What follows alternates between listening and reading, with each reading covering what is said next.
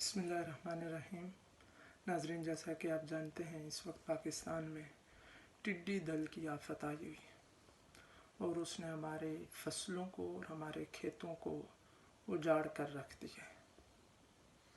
قرآن و حدیث کی روشنی میں اس کے اسباب پر اور اس کے سے بچاؤ کی ترکیب پر غور کرنا ضروری ہے۔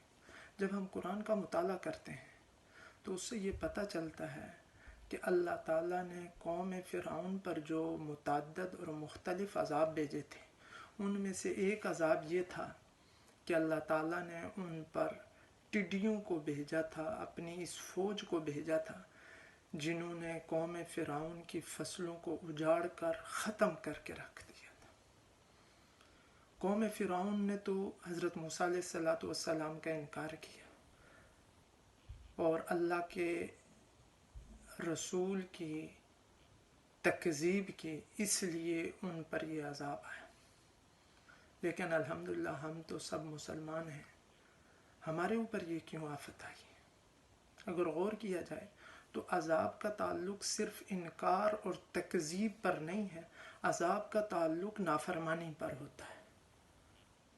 اگر نافرمانی انکار کی صورت میں ہو تب بھی عذاب آتا ہے، اور اگر نافرمانی اللہ کے حکم کو پورا نہ کیا جائے تب بھی عذاب آتا ہے۔ چنانچہ عموماً ہمارے معاشرے کے اندر زکوٰۃ کو ادا نہیں کیا جاتا، اور بالخصوص پیداوار کی زکوٰۃ جسے عشر کہا جاتا ہے، اس کو ادا کرنے کا تو بالکل اہتمام نہیں ہے کہ آدمی کی جو بھی پیداوار حاصل ہو اس میں سے 10واں حصہ اللہ کے نام پر غرباء اور مساکین کو دے، اور جو لوگ اس کا اہتمام نہیں کرتے تو ان پر آفت اور عذاب آتے ہیں۔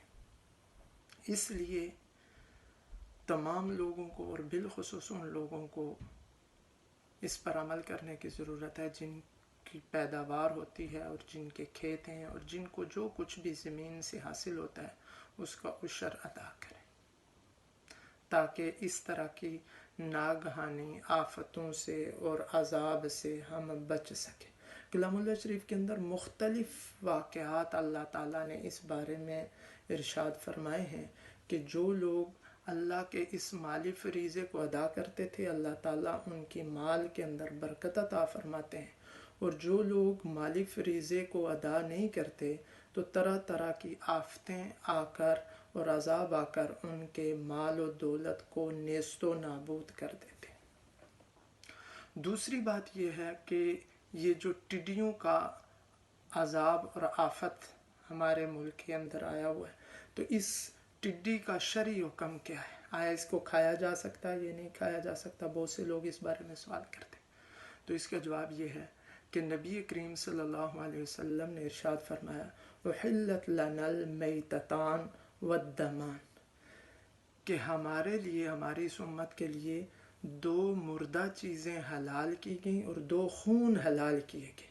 مردہ چیزوں میں سے ایک مچھلی ہے اور دوسری چیز ٹڈی ہے، کہ ان دونوں چیزوں کو بغیر ذبح کیے ہمارے لیے کھانا جائز اور حلال ہے، تو لہٰذا ٹڈی کا کھانا حلال ہے۔ اسی طرح آپ صلی اللہ علیہ وسلم نے فرمایا 2 خون، ایک جگر ہے اور دوسری تلی ہے، یہ خون ہونے کے باوجود یہ حلال ہے، تو لہٰذا ٹڈی کا کھانا جائز اور حلال ہے، اس کو کھایا جا سکتا ہے۔ متعدد احادیث میں نبی کریم صلی اللہ علیہ وسلم سے مروی ہے کہ آپ صلی اللہ علیہ وسلم نے اس کی اجازت ارشاد فرمائی اور اجازت مرحمت فرمائی کہ ٹڈی کو کھایا جا سکتا ہے۔ لہٰذا یہ اگرچہ عذاب ہے اور عذاب کا اثر ہے، لیکن شرعی طور پر اس کا کھانا جائز ہے، آپ صلی اللہ علیہ وسلم نے اس کی اجازت دی۔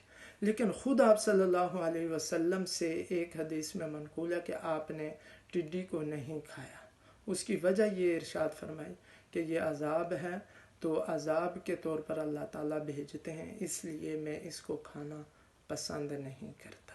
اللہ تعالیٰ ہم سب کو عمل کی توفیق عطا فرمائے۔ والسلام علیکم ورحمۃ اللہ وبرکاتہ۔